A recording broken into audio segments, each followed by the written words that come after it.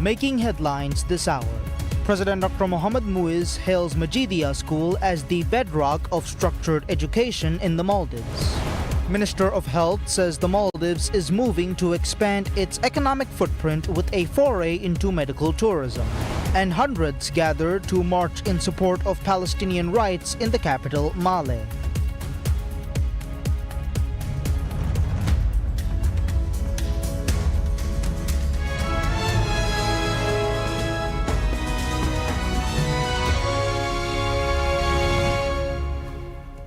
Bismillahir Rahmanir Rahim. Assalamu alaikum and welcome to PSM News in English with me, Abdullah Ahil. And now the news in detail. President Dr. Mohamed Muiz hails Majidia School as the bedrock of structured education in the Maldives, describing it as the nation's most esteemed garden of knowledge. His remarks, shared in a social media post, commemorated the institution's 98th anniversary. The president reflected on the school's legacy, highlighting its profound impact on the country's educational landscape. He noted that its regal shadow has shaped generations, while its enduring academic beacon continues to guide Maldivian learning. Reaffirming its significance, he underscored how deeply the institution's legacy remains embedded in the national consciousness. In his message, President Dr. Muiz also extended his best wishes to students, educators, administrators, and staff, both past and present, recognizing their contributions to the school's success. To honor Majidia's traditions, his post concluded with verses from its anthem, paying tribute to its rich heritage. Established on the 19th of April 1927 as Madrasat al-Salahiyya, later renamed Madrasat al-Saniya in 1928, the school was founded under the initiative of Sultan Muhammad Shamsuddin III. The transition to Majidia School marked a pivotal moment in the development of formal education in the Maldives. Initially an all-boys institution, it became co-educational in 2011, broadening its reach and influence. Now approaching its centennial in 2027, the school has already begun its 1,000-day countdown to the milestone. The government has pledged a grand commemoration reaffirming Majidia's enduring role in shaping the nation's academic foundations.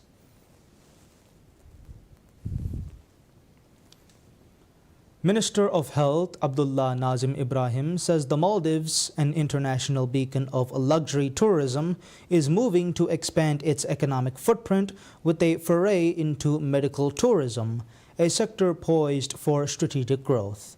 He has confirmed that the administration is actively evaluating proposals from foreign investors seeking to establish specialized hospitals catering to international patients. The initiative, he explained during an appearance on the Ahashe Bonanang program, broadcast on Television Maldives TVM and Divihira Ado DRA, forms part of a broader effort to diversify the country's tourism portfolio. He said the administration aims to position the nation as a premier destination where medical expertise and luxury coverage by capitalizing on the Maldives' reputation for high-end travel and hospitality. Proposals under review, according to the minister, outline various approaches to medical tourism infrastructure. He said that some investors envision a comprehensive framework that integrates treatment facilities with educational institutions dedicated to training healthcare professionals. Others, according to him, propose the incorporation of medical establishments within existing resort properties, creating a model that combines healthcare and leisure in a setting designed to attract travelers seeking both coalescence and exclusivity. The Economic Council is expected to assess these proposals in accordance with established governmental procedures. Minister Nazim, expressing optimism about the initiative, noted that discussions are ongoing. Efforts to bolster the Maldives' medical tourism prospects have already begun. The Maldives Marketing and Public Relations Corporation, MMPRC, has partnered with ADK Hospital, a leading healthcare provider, to promote the country's capacity to deliver internationally accredited medical services. Officials highlight the Maldives' unique appeal, where pristine landscapes meet advanced healthcare, arguing that the combination will resonate with patients seeking world-class treatment in an exclusive setting.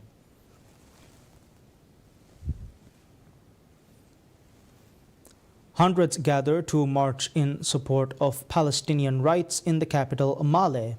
The event was organized by Youth for Unity in collaboration with other civil society groups, religious scholars, and religious organizations, with hundreds armed with placards and banners calling on Israel to put an end to the atrocities being committed against the Palestinian people in Gaza. The march began at the west end of Male from the social center, ending at the eastmost point at the artificial beach. The event in the capital follows a similar march in the second most populated city of Addu earlier this week. The recent gatherings to voice support for the Palestinian cause comes after the government banned entry into the Maldives on Israeli passports. President Dr. Mohamed Muizz's ratification of the amendment to the Maldives Immigration Act on Tuesday banned the entry of Israeli passports into the Maldives with immediate effect. Following the ratification, Immigration in a travel advisory to visitors said effective from the 15th of April 2025, entry into the Maldives on an Israeli passport is impermissible. The amendment introduces a new provision to the Immigration Act, expressly prohibiting the entry of individuals holding Israeli passports into the territory of the Republic of Maldives. The ratification reflects the government's firm stance in response to the continuous atrocities and ongoing acts of genocide committed by Israel against the Palestinian people. The move has drawn the attention of major media outlets, including Al Jazeera, Russia's RT News, and other major media outlets. People from across the world have also taken to social media to express their admiration and gratitude to President Muizz, his government, and the people of Maldives, with many hailing the Maldives as an example in advocating for the rights of the Palestinian people. Others described the president's decision as bold and courageous, calling on other nations to adopt similar measures. The president has consistently championed the rights of the Palestinian people in the international arena. He has strongly condemned Israel's inhuman actions and spoken out in favor of the Palestinian people in all international forums he has participated in so far. The Maldives is also participating in ongoing legal cases filed against Israel in international courts. The Ministry of Social and Family Development says that the new action plan devised to protect disability rights will further ensure the health and well-being of people with disabilities. The National Action Plan on Disability Inclusion marks an important milestone in Maldives' journey towards a truly inclusive society designed to ensure greater disability access and enjoy a far better livelihood with its implementation. The action plan was drafted after consultations with a wide range of stakeholders, including disability associations, private sector representatives, and government agencies, all working to promote and protect the rights of people with disabilities in the Maldives. Speaking on PSM News Rajamil, the program, the Minister of State for Social and Family Development, Ahmed Atif, said the action plan will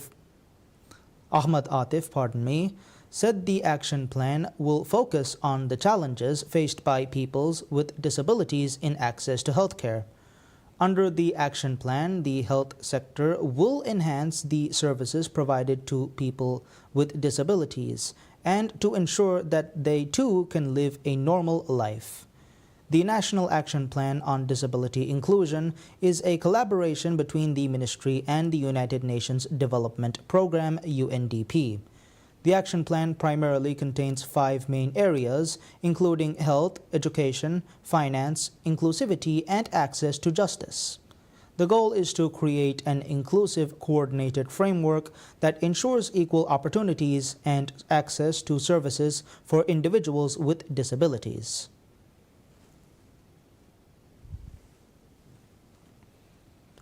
Managing Director of the Maldives Marketing and Public Relations Corporation, MMPRC, Ibrahim Shuri, said the corporation is shifting its strategic focus toward the Arabian travel market, ATM.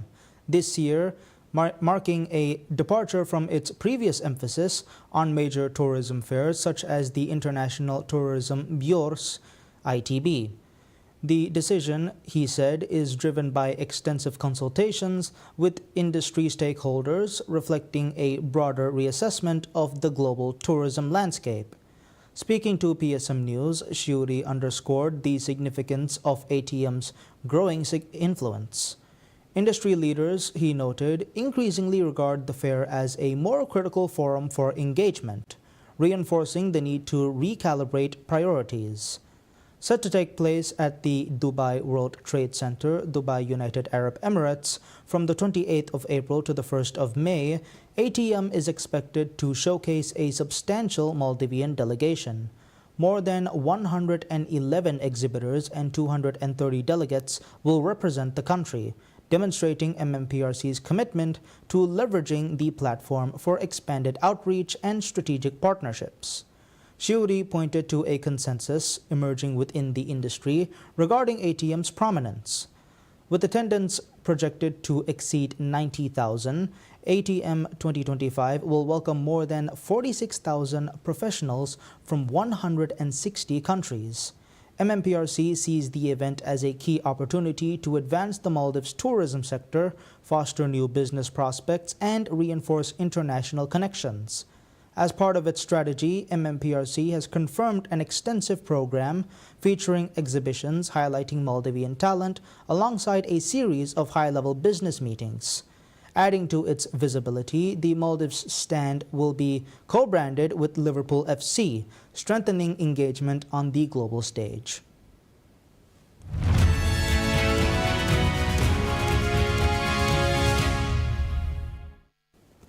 President Trump's trade war and rhetoric towards Canada hits hard in Point Roberts, Washington, a 5-square-mile piece of land that's part of the U.S. but only accessible by land through Canada.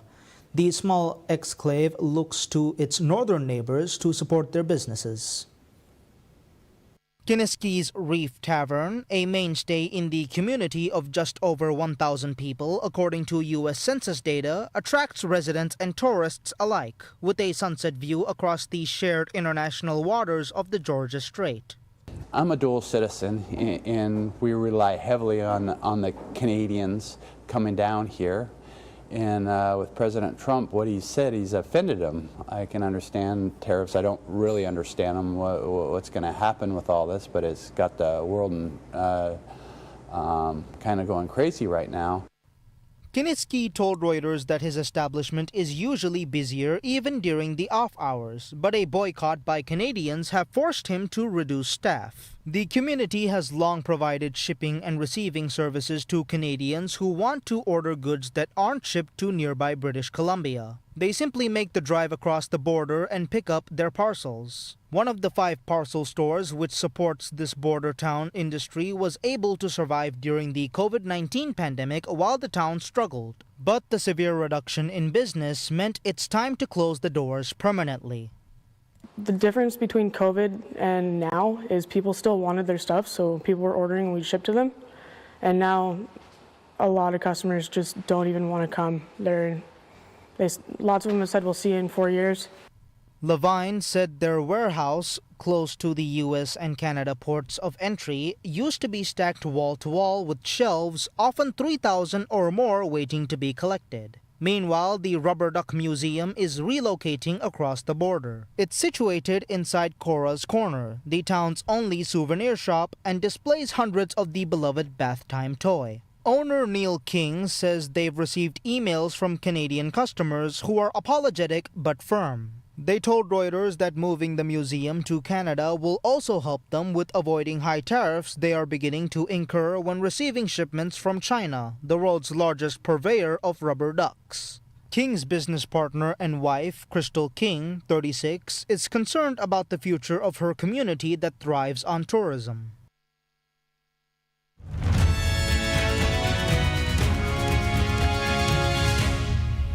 An update on world events. Footage released by the United States Central Command on April 18th shows what they say were its operations against the Houthis militant group. The 4 clips were posted on X together with a caption that read, quote, 24/7 operations for the USS Harry S. Truman, CVN-75, and USS Carl Vinson, CVN-70 against Iran-backed Houthis. Hashtag Houthis are terrorists, end quote. Reuters was not able to independently verify the location and the date of the videos. The release of the videos follows reports by the Houthi-run health ministry that U.S. strikes on Yemen's Ras Isa fuel terminal on the Red Sea coast have killed at least 74 people. That will be the deadliest attack since the U.S. started its bombing campaign against the Houthis last year. U.S. President Donald Trump ordered the intensification of strikes last month in the biggest U.S. military operation in the Middle East since he took office in January. Washington has vowed to keep attacking the Iran-aligned Houthis until the group halts attacks on ships in the Red Sea. Iranian Foreign Minister Abbas Araghchi meets with his Italian counterpart Antonio Tajani on the sidelines of a second round of talks between the United States and Iran hosted in Rome. Videos on Araghchi's Telegram account show him arriving for a meeting with Tajani before they take their seats at the table. Iran and the United States will hold a new round of nuclear talks with the aim of resolving their decades-long standoff over Tehran's atomic aims, under the shadow of President Donald Trump's threats to unleash military action if diplomacy fails. Iranian officials said Araghchi and Trump's Middle East envoy Steve Witkoff will negotiate indirectly through an Omani official who will shuttle messages between the two sides, a week after a first round of indirect talks in Muscat that both sides described as constructive. In the meeting with Tajani ahead of the talks, Araghchi said Iran had always been committed to diplomacy and called on all parties involved in the talks to seize the opportunity to reach a reasonable and logical nuclear deal. Araghchi was quoted as saying by Iranian state media, quote, such an agreement should respect Iran's legitimate rights and lead to the lifting of unjust sanctions on the country while addressing any doubts about its nuclear work, unquote.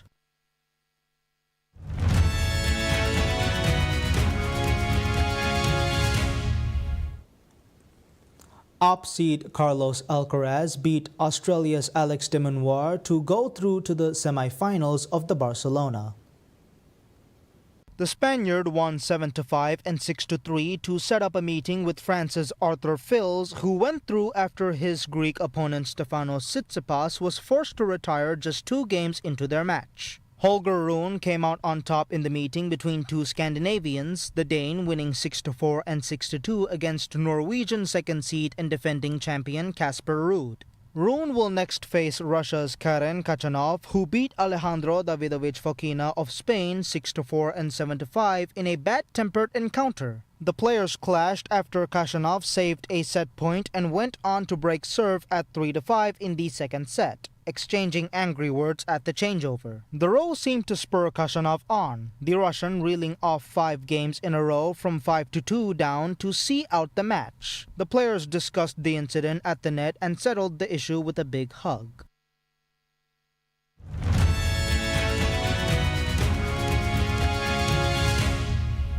Interesting insight into the tech world, thousands of runners joined by 21 humanoid robots at the Yizhuang Half Marathon in Beijing, the first time these machines have raced alongside humans over a 21-kilometer or 13-mile course, according to organizers. The robotics from Chinese manufacturers such as Droid VP and Neotix Robotics came in all shapes and sizes, some shorter than 1.2 meters or 3.9 feet, others as tall as 1.8 meters or 5.9 feet. The robots were accompanied by human trainers, some of whom had to physically support the machines during the race. Some robots completed the race, while others struggled from the beginning, with one falling at the start line before rebooting and taking off, while another went rogue and crashed into a railing, causing its human operator to fall over. The winning robot was Tiangong Ultra from the Beijing Innovation Center of Human Robotics with a time of 2 hours and 40 minutes. The men's winner of the race had a time of 1 hour and 2 minutes. That's all the news we have for today. We will be back with any further updates. Until then, I'm Abdullah Ahil from PSM News.